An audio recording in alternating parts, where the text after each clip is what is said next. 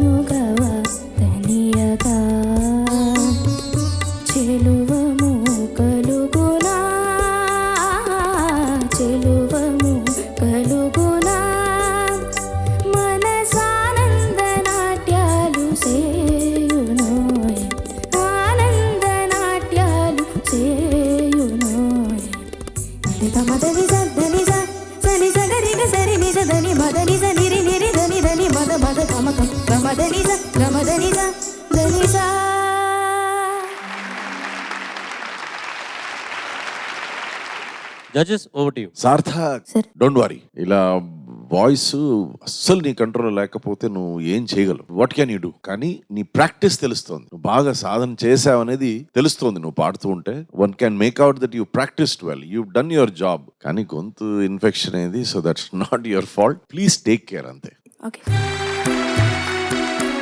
సార్థక్ బాగా పాడావు, చాలా బాగా పాడావు. థాంక్యూ. ముఖ్యంగా చరణం చూడు మా చందమామ, అక్కడ ఎంత అందంగా పాడావు. థాంక్యూ. సూర్య సమానమైన ప్రతిభ. అప్పుడప్పుడు కార్మబ్బులు నిన్ను కమ్మేయడానికి ప్రయత్నిస్తాయి, కానీ ఎప్పుడు సూర్య ప్రభను ఏమాత్రం తగ్గించలేవు. వాటి నీడ తాత్కాలికం, నీ వెలుగు శాశ్వతం. థాంక్యూ. Very nice Sarthak. ఒంట్లో బాగాలేకపోయినా కూడా నువ్వు ఎంత అద్భుతంగా పాడావంటే, ఎన్నోసార్లు నన్ను ఇది పాడడం, ఈ పాట 15-16 సార్లు నీ గొంతులో నలిగి నలిగి ఉందన్న సంగతి అర్థమైపోతుంది. చాలా అవలీలుగా పాడేసావు నాన్న.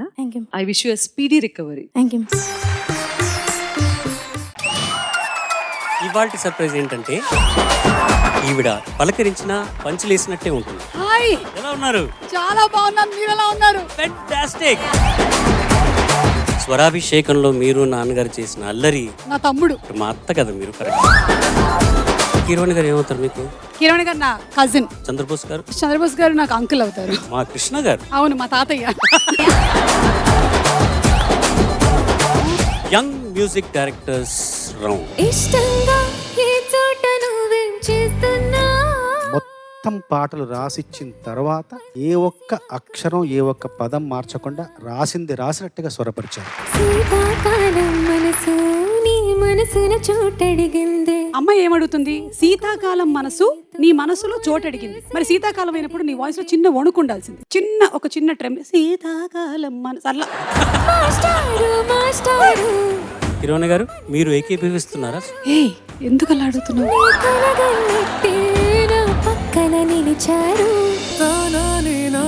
ఎక్కడైతే మీరు నించోబెట్టేసి వెళ్ళారో అక్కడి నుంచి కదలకుండా పాడారు.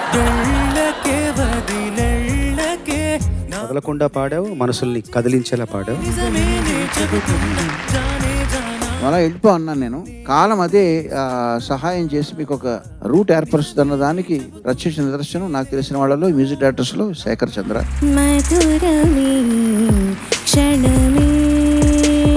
సంగీతం నేర్చుకోవాలనే ఆసక్తిని ఈ యంగర్ జనరేషన్ లో రేకెత్తించడానికి కూడా ఈ స్టైలే కారణం నేను నమ్ముతున్నాను. నేను పొద్దున్న ఏం తిన్నావమ్మా? గోధుమ రవ్వ ఉప్మా. కొంచెం బెల్లం కలుపుకోవాల్సిన అందులో. మహిళలు కూడా పాటలని ముందుకొచ్చినప్పుడు సందర్భాన్ని అర్థం చేసుకునే విధానం, ఆ సందర్భానికి స్పందించే కోణం కూడా మారి కొత్త పాటలు ఉద్భవిస్తాయని నా భావన. కాన్ఫిడెన్స్ లెవెల్ బాగా పెరిగినప్పుడు పాట పెర్ఫార్మెన్స్ లో ఎంత మెరుగు అవుతాయో అది కనబడుతుంది.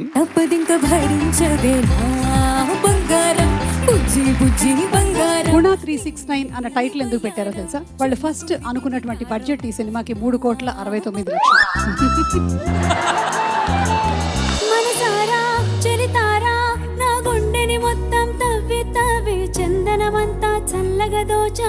దాసరి గారు దర్శకత్వం వహిస్తూ సినిమాకి పాటలన్నీ రాసేవారు. చాలా రోజుల తర్వాత ఈ సినిమాలోని పాటలన్నీ శివ నిర్మాణ గారే రాశారు. పాడావమ్మా, ఆ లాస్ట్ లో ఆలాపన ఒక్కసారి మళ్ళీ అందుకు. 10 ఆ రోజు ప్రీ రిలీజ్ ఈవెంట్ అయ్యి నేను ఇంటికి వెళ్ళేసరికి టైం 10.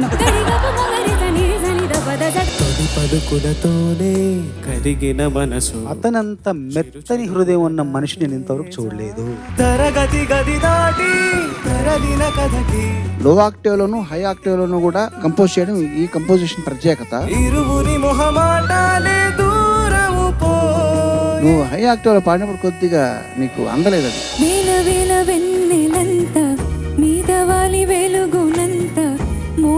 వాణి ఎంత బాగుందో దానికి సమకూర్చిన నేపథ్య సంగీతం కూడా అంతే బాగుంది. కథలెన్నో చెప్పారు, కవితల్ని రాశారు, కాలాలు దాటారు, యుద్ధాలు చేశారు, ప్రేమలో తప్పు లేదు, ప్రేమలో గుండె వంద కొట్టుకుండే ఎవరంట ఎదురైనది. ఇందులో ఒక తెలియనటువంటి ఒక హుషారు ఉంది ట్యూన్ లో. నచ్చిన చిన్నది మెచ్చిన తీరు ముచ్చటగా నన్ను హత్తుకుపోయే, ఓయే రకరకాలైనటువంటి టాబ్లెట్లు అవన్నీ వాడే బదులు ఇలాంటివి ఏవైనా పాటలు పొద్దున్న 2 సార్లు మధ్యాహ్నం 2 సార్లు ఇలా ప్రిస్క్రిప్షన్ లో రాసిస్తే బాగుంటుందండి. మీరు ఇవన్నీ ఎలా గమనిస్తున్నారో ఏకకాలంలో? నాకు చాలా నలువైపులా కళ్ళు ఉంటాయి. విద్య నేర్పిన గురువు పేరు తగిలించుకున్న వాళ్ళని ఎవరిని చూసారా? అంటే చిత్ర గారు. కేఎస్ చిత్ర అంటే కనకాల సుమ చిత్ర. మీరు ఆవిడకి సంగీతం నేర్పారు కదా. మొట్టమొదటిసారి సుమా గారు స్తంభించిపోయారు. ఎంత సీరియస్ గా విన్నాను తెలుసా నేను. పడ్డానండి ప్రేమలో మరి విడ్డూరంగా ఉందిలే ఇది. నా జన్మ ధన్యమైపోయింది ఈరోజు.